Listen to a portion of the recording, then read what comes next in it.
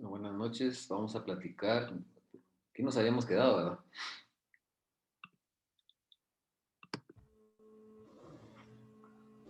Sí, Lick. Bueno, voy a seguir con esto. Esa es de la personería, ¿verdad? Exacto. Esto lo habíamos visto también, ¿verdad? Los tres. Bueno, vamos a analizar ahora la excepción previa de falta de cumplimiento del plazo o de la condición que estuviera sujeta a la obligación o el derecho que se hagan valer. Entonces, aquí para que se origine esta excepción, tenemos que entender que existe un plazo y ese plazo está sometido a una unidad de tiempo. Para que un plazo fenezca, tiene que transcurrir un tiempo. Y también hay algunas obligaciones que están sujetos a condición, ¿verdad? Para que puedan hacerse valer. Entonces,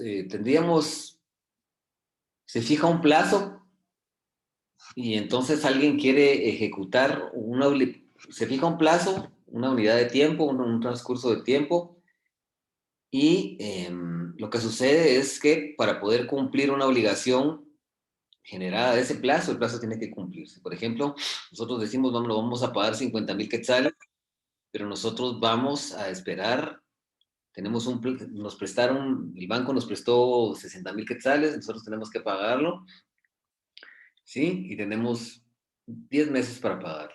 Resulta que el banco viene y nos promueve un juicio a los 8 meses y nosotros estamos cumpliendo con la obligación. Entonces ahí podríamos nosotros promover esta excepción de falta del cumplimiento del plazo, ¿verdad?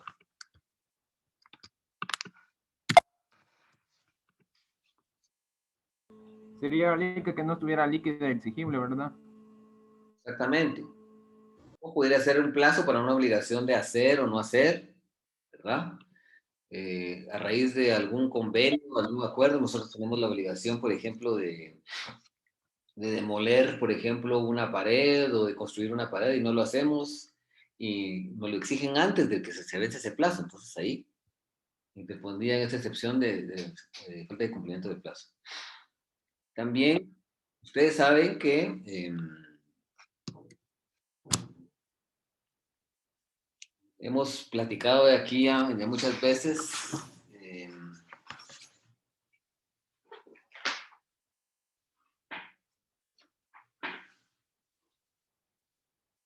acerca hemos platicado de la condición. Y la condición, pues, es un acontecimiento futuro o incierto que al acaecer, al suscitarse, comienza a crear efectos jurídicos, si es una condición suspensiva, o cesa los efectos jurídicos que se están cumpliendo, si es una condición resolutoria. Entonces, cuando hay una obligación sujeta a una condición, nosotros no podemos exigir el cumplimiento de la obligación si se da esa condición. Por ejemplo, yo tengo que darle pensión alimenticia a mi hijo, que ya es mayor de edad, y el objetivo es que hasta que él termine la universidad y se gradúe. Entonces quiero yo promover una extensión de esa pensión alimenticia y él no ha terminado la universidad, no se da esa condición, ¿verdad? No se daría esa condición, entonces por lo tanto no podría promoverse excepción de falta de la condición, ¿verdad? Aquí sería importante que nosotros viéramos un poquito la clasificación de las obligaciones.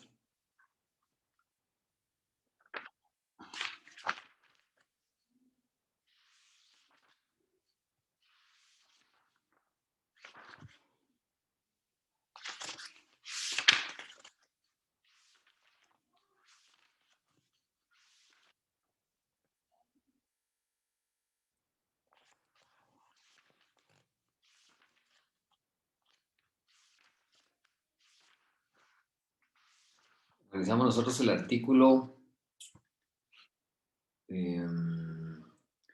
analizamos el artículo 1269 que dice...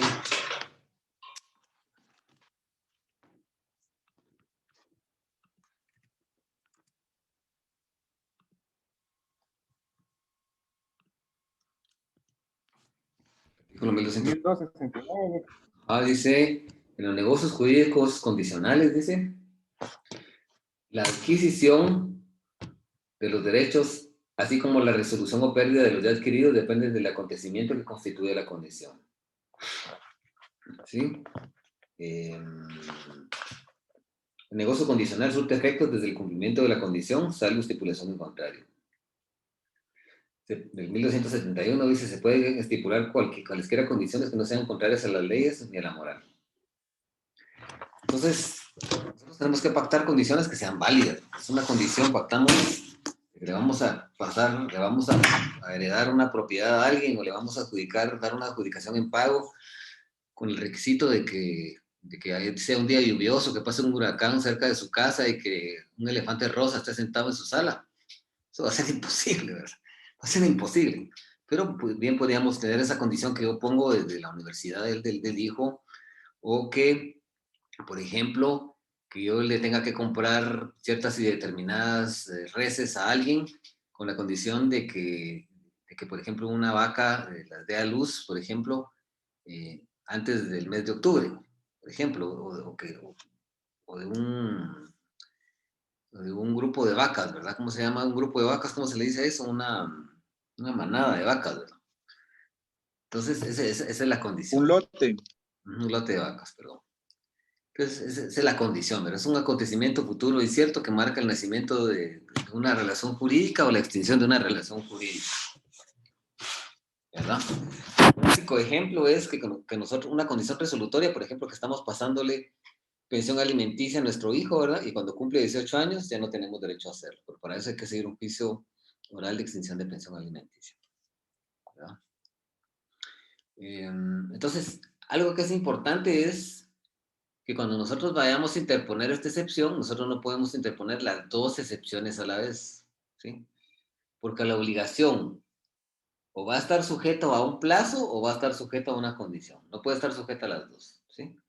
Entonces, tiene que invocarse alguno de estos dos motivos, o se interpone por falta de plazo o se interpone por falta de condición. Y tiene su fundamento en el artículo 116, numeral séptimo.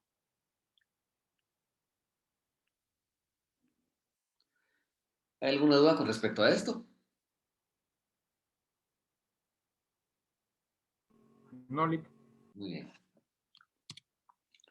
Vamos a hablar de la excepción previa de caducidad. Bueno, la caducidad, pues, es la pérdida de una facultad procesal por el transcurso del tiempo, cuando no se realiza dentro del plazo legal o convencional. ¿Sí? Un plazo convencional es por acuerdo de voluntades, ¿verdad? Por acuerdo de voluntades se desprende de una disposición de un contrato, de un negocio jurídico. La caducidad es ese derecho que nosotros tenemos para accionar procesalmente. ¿Sí? Es una facultad procesal para poder accionar procesalmente, para interponer una demanda, etcétera, ¿verdad?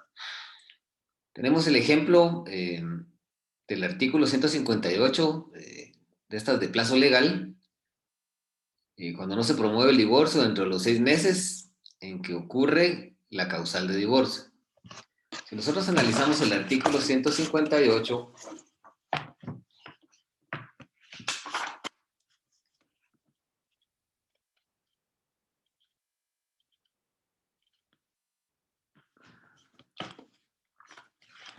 dice que el divorcio y la separación solo pueden solicitarse por el cónyuge que no haya dado causa de él. Y aquí dice, y dentro de los 6 meses siguientes al día en que hayan llegado al conocimiento de los hechos en que funde la demanda. ¿Sí? Entonces, si nosotros venimos y promovemos un divorcio con una causal, cualquiera de las que están aquí en el artículo 155, a excepción de la número 4, que es la separación o abandono voluntario de la casa conyugal o la ausencia motivada por más de un año, que esa es pétrea. Pétrea, ¿qué quiere decir eso? Que nosotros necesitamos nada más probarle al juez que haya separación, abandono voluntario o ausencia motivada por más de un año. Entonces, siempre va a existir, a menos de que ésta se interrumpa, ¿verdad? Porque los esposos o los cónyuges han restablecido la vida en común, ¿verdad? Siempre y cuando, pues, acuérdense que esto tiene que haber prueba a este efecto, ¿verdad? Entonces aquí se da una primer ejemplo de caducidad. Tenemos otro que es el artículo 251, Código Procesal Civil y Mercantil.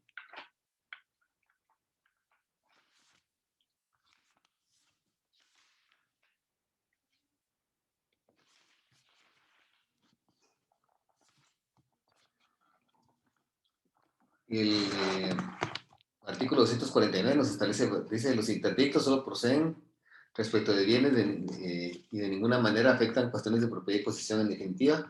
En ello no se resolverá cosa alguna sobre la propiedad. Y dice, los interdictos son amparo, posesión o tenencia, de despojo, de apellido, de deslinde, de obra nueva y peligrosa. Dice, no podrá rechazarse la demanda por la circunstancia de haberse denominado equivocadamente el interdicto que legalmente procede, siempre que de los hechos alegados y probados aparezca que se ha violado un derecho de posesión.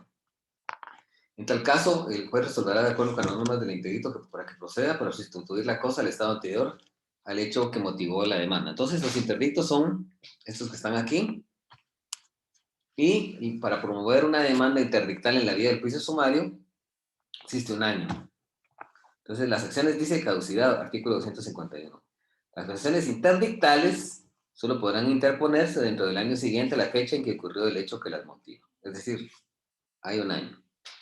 Si transcurrido ese tiempo, ese año, nosotros promovemos la demanda, entonces nos van a interponer esa excepción previa de caducidad. ¿Sí? También hay otro caso del artículo 335, que es cuando nosotros, después de haber promovido un juicio ejecutivo, la parte contraria, el ejecutado, puede promover un juicio ordinario para la revisión de la sentencia del juicio ejecutivo posterior, ¿verdad? Eso con base en el artículo 335 del Código Procesal Civil Mercantil.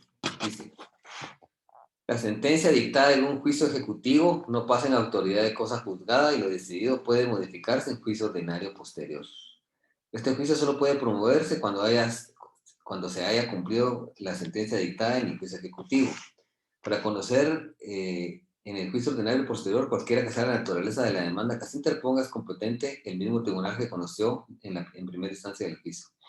Dice, el derecho a obtener la revisión de lo resuelto en juicio ejecutivo caduca a los 3 meses de ejecutoria de la sentencia dictada en este, o de concluido los procedimientos de ejecución en su caso. O sea, hay 3 meses para promover la revisión de la sentencia de la ejecución de lo juzgado. Ahí habría que... son 6 meses. Y la que no consigné aquí, y que me necesito que pongan atención, porque a veces pregunto cosas de criterio, y porque me interesa que estén revisando los audios y que estén revisando las clases, que estén poniendo atención, es la que no se incluyó aquí, es la convencional. Plazo convencional. Dice, plazo legal o convencional. Convencional se desprende, se origina de un negocio jurídico. Nosotros tenemos un negocio jurídico y dentro de las disposiciones de ese contrato, de ese negocio jurídico, establecemos que si hay alguna diferencia o controversia, que tendrá que promoverse para dilucidar ese derecho de insatisfacción, ese derecho de estado de insatisfacción, por ejemplo, en juicio sumario, en juicio ordinario, y que hay, por ejemplo, 6 meses para plantear la demanda. Y si nosotros en los 6 meses no planteamos la demanda, planteamos la excepción previa de caducidad. ¿Sí? Ese plazo convencional nace de un acuerdo de voluntades, nace en un negocio jurídico, en un contrato. Puede ser un contrato de arrendamiento, una compraventa a plazos, etcétera, en donde surge alguna controversia, alguna disputa, como por ejemplo la insolvencia del arrendatario que no paga la renta. Entonces se puede pactar contractualmente un plazo para poder promover la demanda, y si transcurrido ese plazo no se promueve la demanda, entonces se da y se origina esa excepción previa de caducidad. Entonces, esa caducidad es la pérdida de una facultad procesal. Para mí, a mi juicio, sería la pérdida de algún derecho de accionar procesalmente, así para que lo entendamos un poquito nosotros, la pérdida de accionar procesalmente, pues, lógicamente, que es una demanda, y esa pérdida de esa facultad se puede originar por un plazo legal. Por favor, alguien abrió su micrófono. Por favor. Está escuchando todo, por favor, cierren. Bueno, entonces les decía que esa excepción de caducidad lo que ataca es la pérdida de la facultad que el sujeto tiene de promover una demanda. Y se va a originar cuando la ley establece ciertos y determinados casos en que nos marca un plazo para poder promover la demanda, o contractualmente o convencionalmente, cuando se celebra un negocio jurídico y pues, los otorgantes o las partes de ese negocio jurídico deciden para diferenciar, para poder dilucidar una controversia que se origine del contrato, pues pactan un plazo, y desafortunadamente si transcurrido ese plazo no se acciona, entonces ya se pierde ese derecho de accionar, entonces habría que incorporar una excepción de caducidad.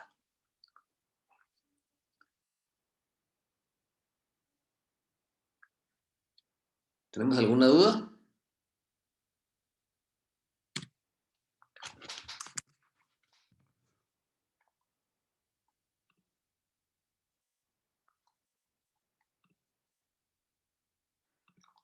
Bueno, vamos a hablar ahora nosotros de la pérdida del transcurso de un derecho, la pérdida de un derecho por el transcurso del tiempo, que es la excepción previa de prescripción. En el ejemplo anterior, la pérdida del derecho es un derecho de naturaleza procesal, aunque esté regulado en una ley de carácter sustantivo, tanto en el Código Civil o el Código de Comercio, pero si es un derecho de accionar, eh, entonces es caducidad. Pero vamos a analizar qué sucede con estos derechos que pueden originar el cumplimiento de una obligación, ¿no? El derecho de accionar, el derecho de materializar la acción o de promover una demanda.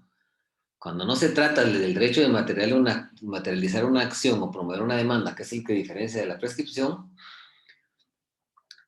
se da la expresión previa de prescripción. Cuando nosotros hablamos de la prescripción, nosotros conocemos que si es una prescripción adquisitiva o positiva, que su objetivo es adquirir un derecho por el transcurso del tiempo. Y en este caso tenemos un ejemplo, la usucapión, ¿verdad? Cualquier sujeto que acredite que ha poseído un bien de forma pública, constante, de buena fe, y a título de forma pública, entonces puede promover la diligencia de titulación supletoria correspondiente para adquirir ese bien por el transcurso del tiempo, ¿verdad? Eso es para cuando se adquiere un derecho por el transcurso del tiempo, la prescripción positiva o acasitiva, y dentro de esto está el usucapión. Pero también hay una prescripción extintiva o liberatoria, que es un medio de extinguir obligaciones por el transcurso del tiempo. Y en este caso en particular es cuando surge esta excepción.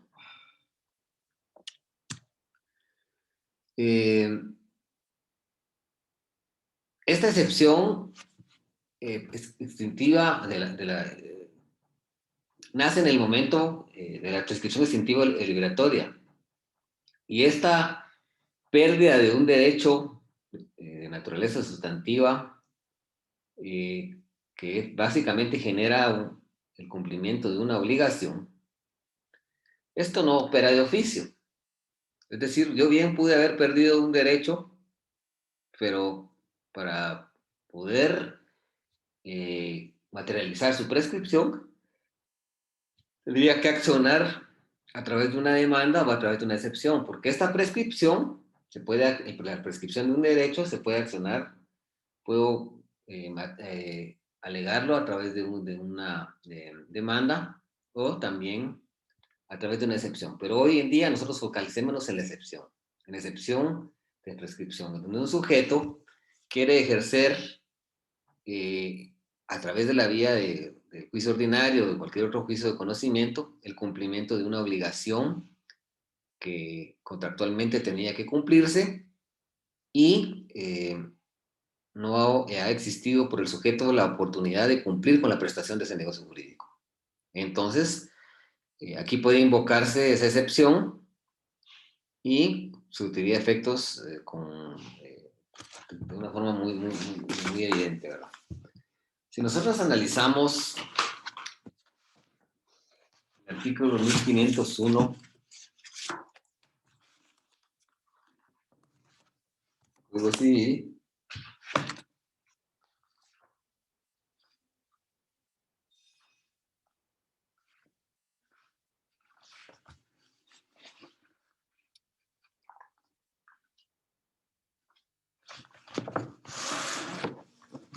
dice: la prescripción extintiva, negativa o liberatoria, ejercitada como acción o como excepción por el deudor, extingue la obligación. Es una forma de extinguir las obligaciones. Es una forma de extinguir las obligaciones.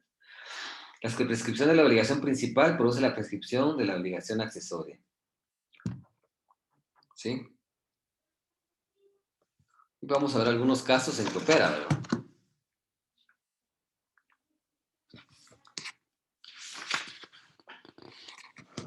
Dice: la prescripción extintiva se edifica en todos los casos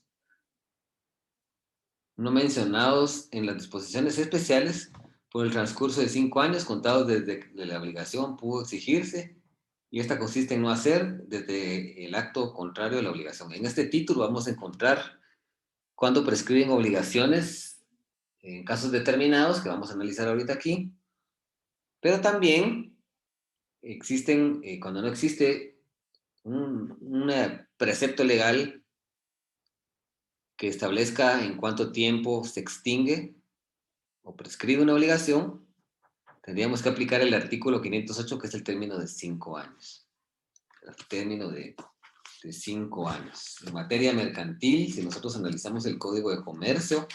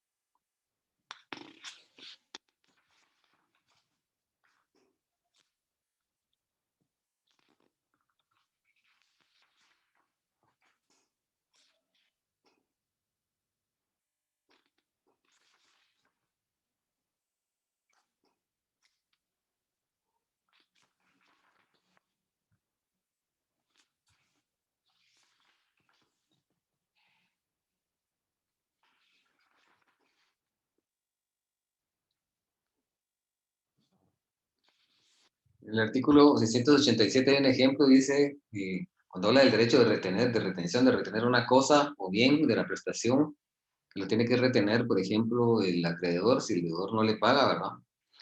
Dice: el que ejercita el derecho de retención queda obligado a pagar las costas y los daños y perjuicios. Dice: si no entabla la demanda dentro del término legal. Debe entenderse este como término legal, aplicando el artículo 694 de ese mismo código, que establece que se aplican de forma supletoria las disposiciones del Código Civil. Y eso nos hace viajar al artículo 1508, es el término de 5 años, para poner un ejemplo concreto.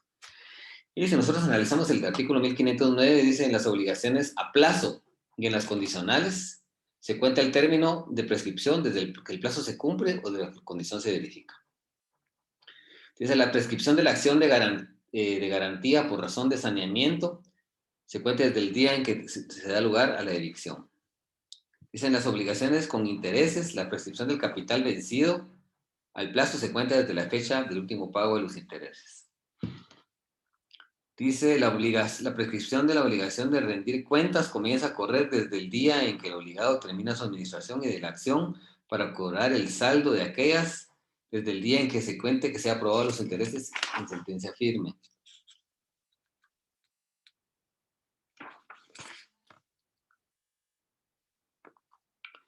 Prescribe en un año, dice, la responsabilidad civil proveniente de delito o falta y que nace de los daños y perjuicios causados en las personas. La prescripción corre desde el día en que recaiga la sentencia firme condenatoria o desde aquella en que se causó el daño. O sea, prescribe en un año la responsabilidad civil proveniente de delito y falta.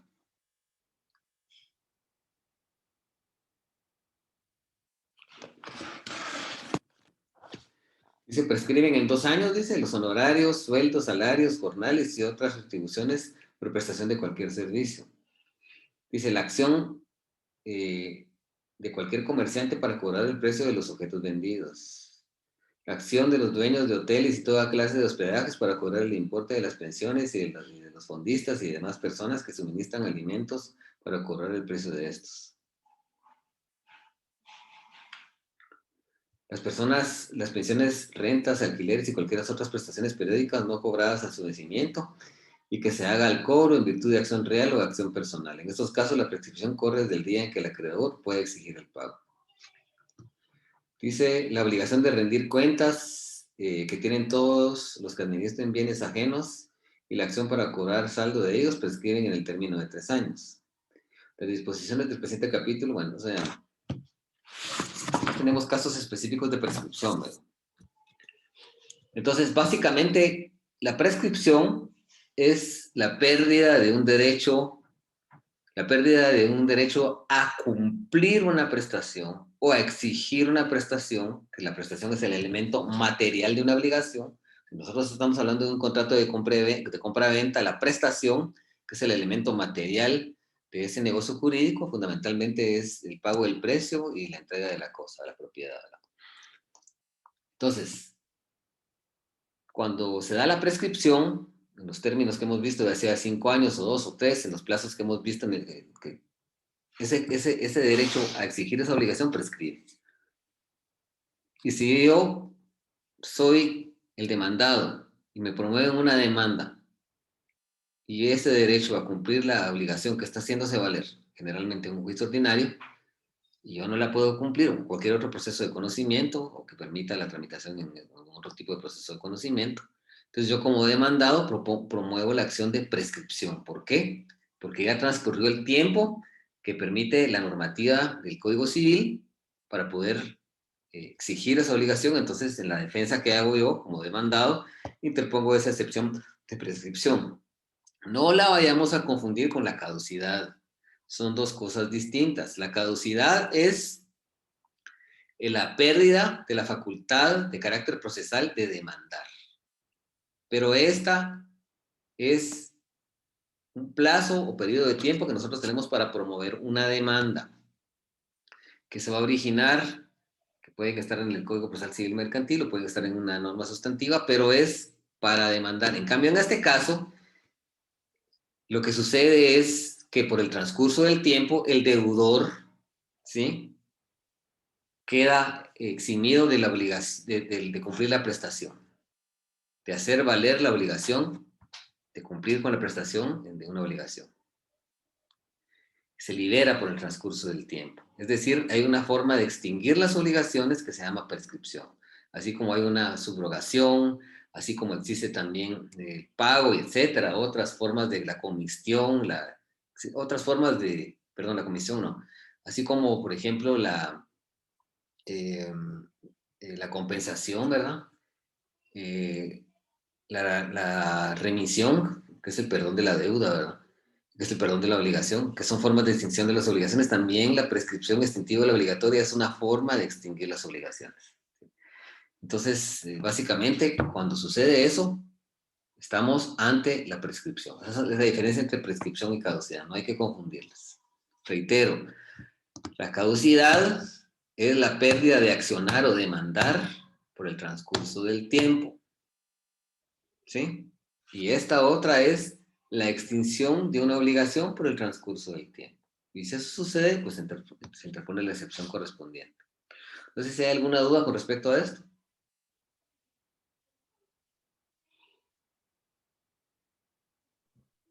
No, Lick. Muy bien. Bueno, vamos a hablar ahora de la cosa juzgada.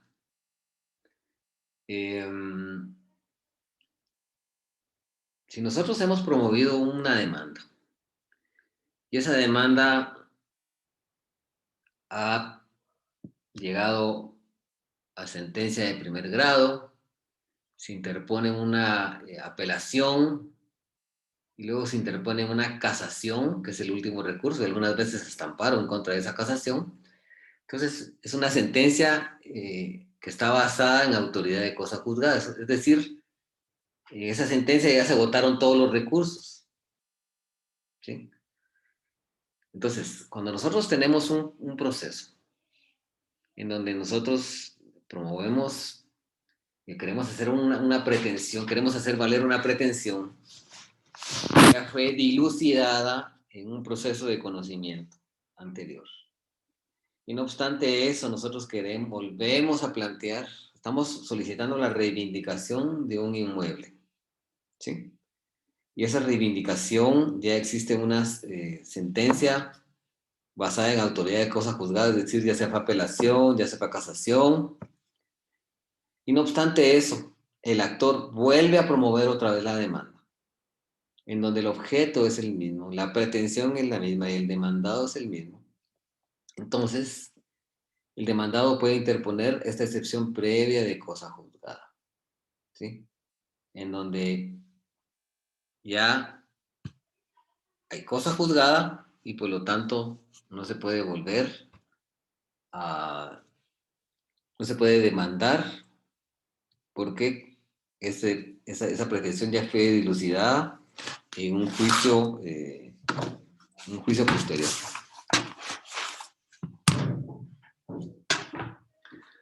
Entonces, la excepción idónea en este caso es la excepción previa de cosa juzgada. Excepción previa de cosa juzgada. No sé si tienen alguna duda en cuanto a esto. No, Lick.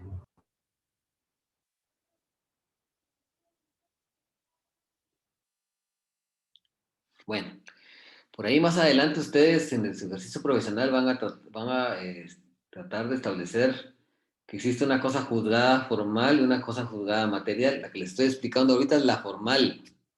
¿Sí? Es la formal. Y la material es cuando el derecho sustantivo que pretendemos hacer valer por alguna circunstancia se ha extinguido. ¿Sí? Pero por circunstancias distintas a la prescripción, por circunstancias distintas a falta del cumplimiento del plazo de la condición, sino que es por otras circunstancias completamente distintas. Entonces hay una cosa juzgada material.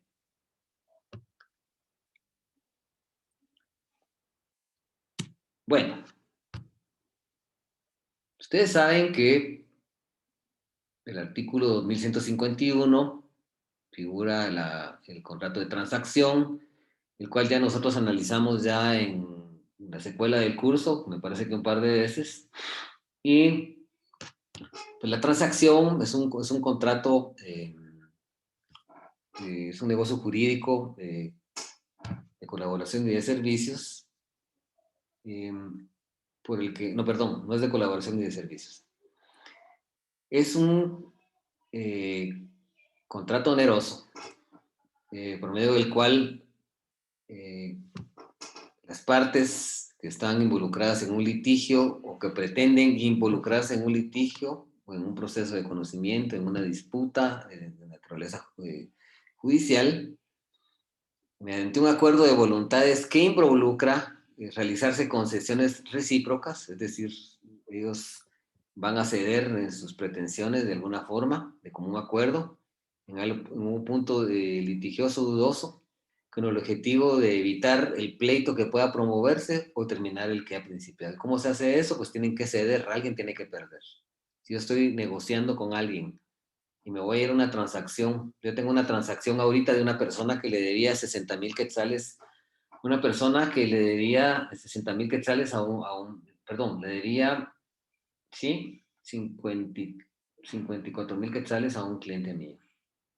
Y ahorita se pusieron de acuerdo, están en un juicio ejecutivo y realizaron una transacción en donde el actor, que en este caso se le llama ejecutante en la vía del juicio ejecutivo, el demandado ejecutado, según un acuerdo de voluntades mediante una transacción en la cual han convenido que el monto a pagar no sean 50,000, sino que sean 35,000 quetzales y que sean 30,000 quetzales de capital y 5,000 quetzales de gastos, costas.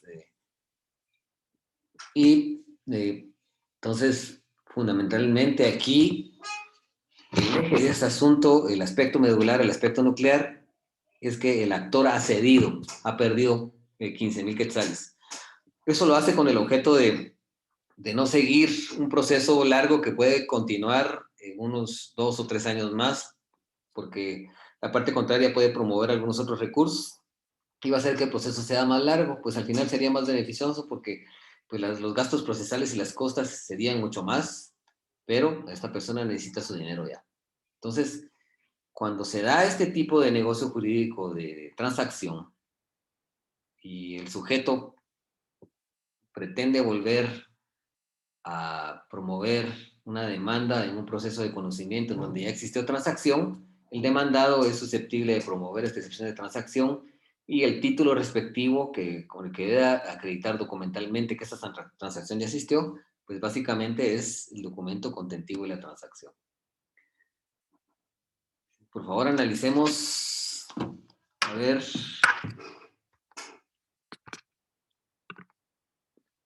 Jennifer Alexandra, analicemos el artículo 2151.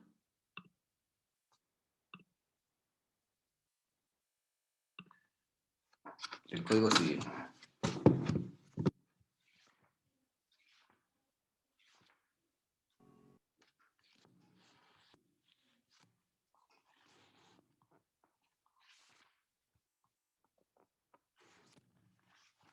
Pero Alexandra estará conectada, pero tal vez no puede tal vez usar su micrófono, tal vez algún problema con eso, ¿no? Fíjese que sí me había sacado hace rato y le escucho entrecortado, pero ¿qué artículo era? Disculpe. 2151. ¿1100? 2151. Diapositiva. Se puede ver ahí. Ah.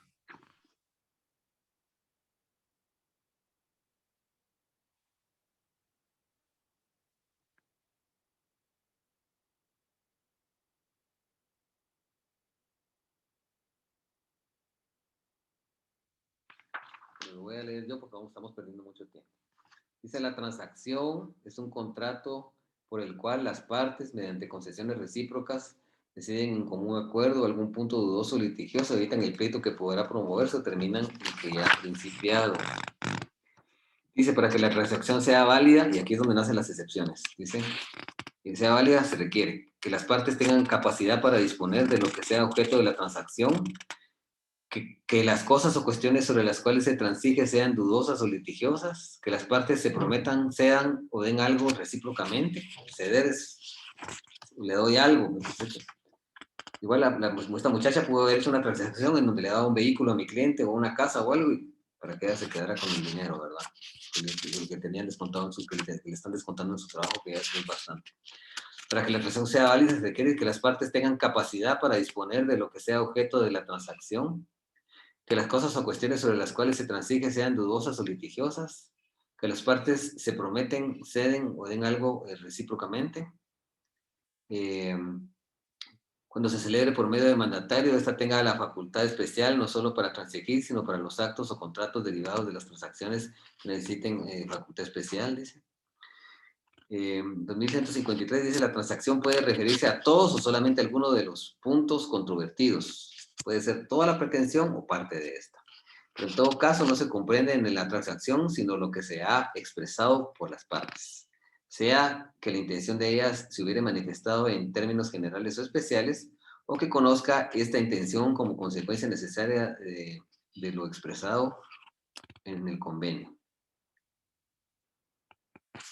Y el artículo 2169 establece transacción. La transacción debe redactarse por escrito, sea en escritura pública o en documento privado legalizado por notario, o bien mediante acta judicial o petición escrita dirigida al juez, cuyas firmas estén autenticadas por notario. Esta puede realizarse en escritura pública, en documento privado o legalizado por notario, o bien en un acta judicial. En un acta, o sea, es una diligencia judicial de conciliación en donde se levanta el acta y es competente y pues ya queda perfecta la transacción. Entonces esta es la que genera esta excepción. Entonces cuando sucede esto, esta excepción, pues están escuchando, ¿no? ¿Sí, Rick? Bueno, Sí, Lick, se escucha. entonces esta excepción nace en la vida jurídica cuando ha habido una pretensión que ha sido resuelta a través de un contrato de transacción, o valga la redundancia, un proceso de conocimiento que se ha resuelto con transacción, y una de las partes que generalmente generalmente tendría que ser el actor, ¿verdad? El actor vuelve otra vez a promover de nuevo la controversia mediante una demanda, entonces ya existe ese contrato de transacción y lo que hacemos es interponer la excepción de transacción, y si fuera un acta judicial, pues acompañamos nosotros certificación expedida por el juez o tribunal competente, y si se trata, por ejemplo, de un contrato de transacción, acompañamos testimonio de la escritura pública donde consta la transacción. Si fuera un documento privado, pues habría que acompañar el original o una fotocopia autenticada para que el juez tenga conocimiento de que ese proceso ya fue ventilado en su oportunidad y que se llegó a una transacción, y por la naturaleza de esta, entonces debe declararse con lugar la excepción de transacción. Bueno, ¿hay alguna duda con respecto a esto, mis amigos? Que podría ampliar un poquito de la caducidad y la prescripción en sí, en pocas palabras, la diferencia. Prescribe el derecho y caduca la acción. Prescribe el derecho y caduca la acción. El derecho, que es el derecho al cumplimiento de una obligación nacida de un negocio jurídico, ¿sí? Es de naturaleza contractual. Y la caducidad es la pérdida de una facultad de naturaleza procesal que permite al actor promover una demanda, ¿sí? Esa caducidad puede estar establecida en la ley, en los casos, en la ley, tanto sustantiva como de naturaleza procesal, pero también puede estar establecida y determinada contractualmente en un negocio jurídico en que entre los sujetos, actor y demandado, han pactado. Entonces, si ya prescribió ese tiempo, si el tiempo ya transcurrió, no podemos demandar. Entonces, en esencia, la diferencia básica entre la caducidad y la prescripción, que prescribe el derecho y caduca la acción. ¿Qué derecho? El derecho a cumplir una obligación de naturaleza contractual, emanada de un negocio jurídico, ¿sí? Y la otra es la pérdida de la facultad de promover una acción que hace valer una pretensión a través de una demanda. Transcurso de tiempo que impide materializar esa demanda, y cuyo origen emana de la ley, es decir, de la ley sustantiva, del ordenamiento jurídico civil sustantivo, mercantil sustantivo, y del ordenamiento procesal civil y mercantil, ¿sí? De naturaleza adjetiva o procesal o ritual, ¿sí? O puede venir y estar generada de una disposición contractual. Se pacta en un negocio jurídico determinado, ¿sí? No sé si queda claro. Gracias, Lick. Entonces, la prescripción también la podemos encontrar en una ley sustantiva. ¿Solo ahí o también en una ley? No, la prescripción solo la vamos a encontrar en una ley sustantiva, solo ahí. mientras que la caducidad, que es ese derecho de accionar, de demandar, puede estar en una ley de naturaleza sustantiva o en una ley de naturaleza procesal. Y voy a poner un ejemplo concreto para que me crea que pueda estar en una ley de derecho sustantivo, y es el derecho de impugnar las asambleas generales de una sociedad anónima. Esto está, vamos a ver esto por aquí.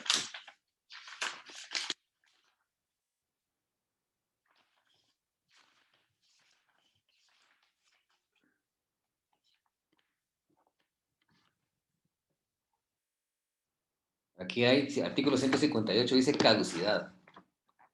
Dice, las acciones de impugnación o de nulidad se regirán por las disposiciones del derecho común y caducarán en el término de 6 meses contados desde la fecha en que tuvo lugar la asamblea. Si hay un socio que desea impugnar un acuerdo arribado y concretado en una asamblea general, ya sea ordinaria o extraordinaria, cuenta con 6 meses para poder accionar. Si no lo hace en 6 meses, en la vía del juicio ordinario, entonces, al promover esa acción extemporánea, lo que sucede es que le interponemos una excepción de caducidad. Entonces, ¿cómo las diferenciamos? ¿Cómo las vamos a diferenciar? Pues básicamente la prescripción es la extinción del derecho a reclamar el cumplimiento de una obligación, porque ya se extinguió, porque la prescripción es una forma de extinguir las obligaciones. ¿Sí? Una forma de extinguir las obligaciones. Yo tengo un plazo para poder cumplir cierto derecho originado de un contrato, por ejemplo, el pago de honorarios profesionales hacia un médico, un doctor. En el propio contrato puedo establecer que transcurridos 2 años, así como lo vimos aquí, está en el Código Civil que establece cuánto es la prescripción de ese derecho, son 2 años. Se materializan esos 2 años, se consuman, pasan los 2 años, y entonces, si el doctor me demanda el cumplimiento de los honorarios, yo le puedo interponer esa excepción de prescripción. Fundamentalmente, la prescripción es la extinción de una obligación por el transcurso del tiempo, mientras que la caducidad es la pérdida del derecho a demandar o de accionar, de promover una demanda por el transcurso del tiempo. Esa es la diferencia básica. Muchas gracias, Leico, y sí me quedó bastante claro. Bien. Bueno, entonces cuando hablamos, hay otra excepción, que esa no está en el 116, sino que está en el 107, y esta es la excepción de arraigo, que es una favorita de Brahmi. Brahmi le gusta mucho esto, siempre lo menciona a veces. Y el licenciado Brahmi, juez de primera instancia civil, económico coactivo aquí de la ciudad de Jalapa, que fuera también docente de ustedes, me imagino que les dio teoría general del proceso, creo yo que les dio, si no me equivoco. Y es la cautio judic. No, Pues qué lástima que no les haya dado, porque es un excelente docente. Sí, esta sería siempre excepción previa.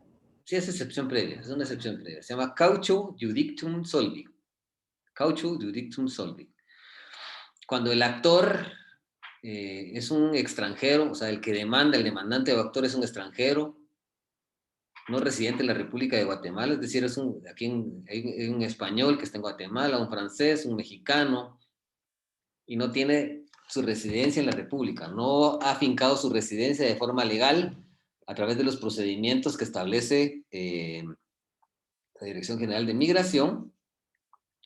Entonces, el demandado le puede interponer esta excepción de arraigo, obligando a este sujeto a que preste garantía. ¿Y qué garantía es? Una garantía de naturaleza hipotecaria, que hipoteque un bien, que pignore un bien o que lo dé en prenda, o que exista un fiador que responda de él, con el objeto de asegurar que en caso de que el demandado le gane el juicio, este sujeto del actor, que es extranjero, transeúnte y que no tiene residencia en la República de Guatemala, asegure mediante esas garantías el cumplimiento de las sanciones legales que emanan de la pretensión que sea declarada sin lugar, las costas judiciales, que son los gastos del juicio, y los daños y perjuicios que pudiera haber irrogado en la persona del demandado.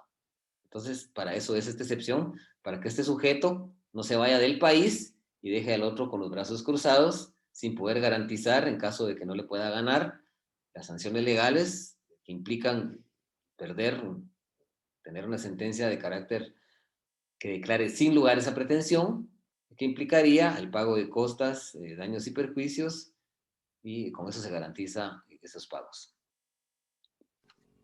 Por favor, a ver, Mayro, léame el artículo 107. Ahorita. Artículo 107. Documentos esenciales. El actor deberá acompañar a su demanda los documentos en que se funde su derecho. Si no los... El artículo 107, el 107. Sí, 107. Permítame, entonces no es ese.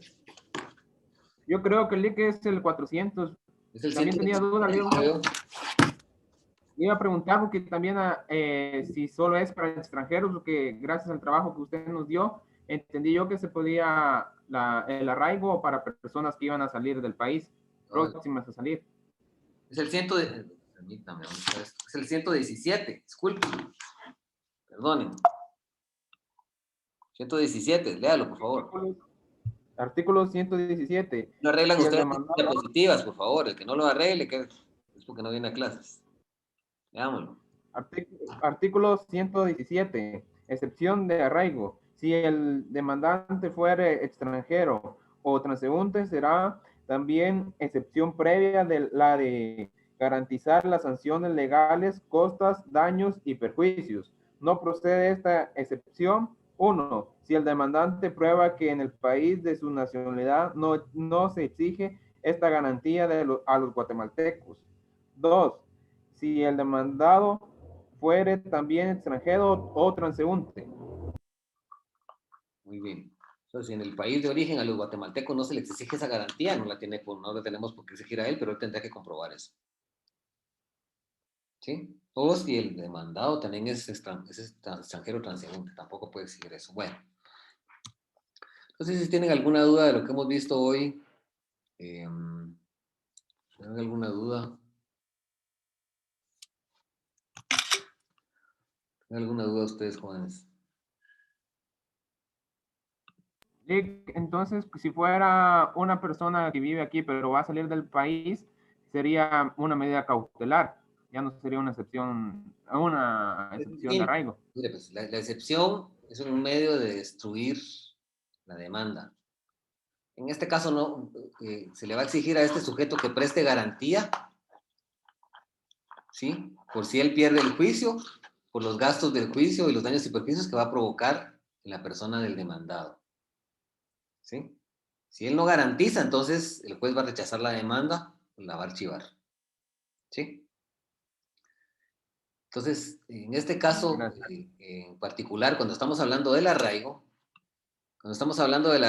es una medida cautelar, es un acto de naturaleza cautelar cuyo objetivo esencial es asegurar la presencia del demandado en el país, en la ciudad, en Guatemala, en el lugar específico donde se está ventilando el proceso, para que este sujeto no se vaya del país, no se esconda, no huya. Entonces el arraigo se promueve antes de iniciar el proceso o con la demanda, ¿sí? Es una providencia cautelar que el juez va a dictar inaudita parte. ¿Qué quiere decir eso? Sin necesidad de notificar a la parte contraria, sin necesidad de darle audiencia a la parte contraria. Y este otro es un medio de defensa, es una excepción previa, ¿sí? Que lo que va a atacar es exigirle al actor que no tiene residencia, que es extranjero o transeúnte, que garantice los daños, los gastos y las costas procesales, y si no las garantiza, pues el juez no tendrá más camino que archivar el proceso. Muy bien, gracias. ¿Alguna otra duda? Por el momento no le. Bueno, entonces por el momento eso ha sido todo, y ya nos vemos la otra semana con más temas de interés. Así que tengan una feliz noche y que estén bendecidos.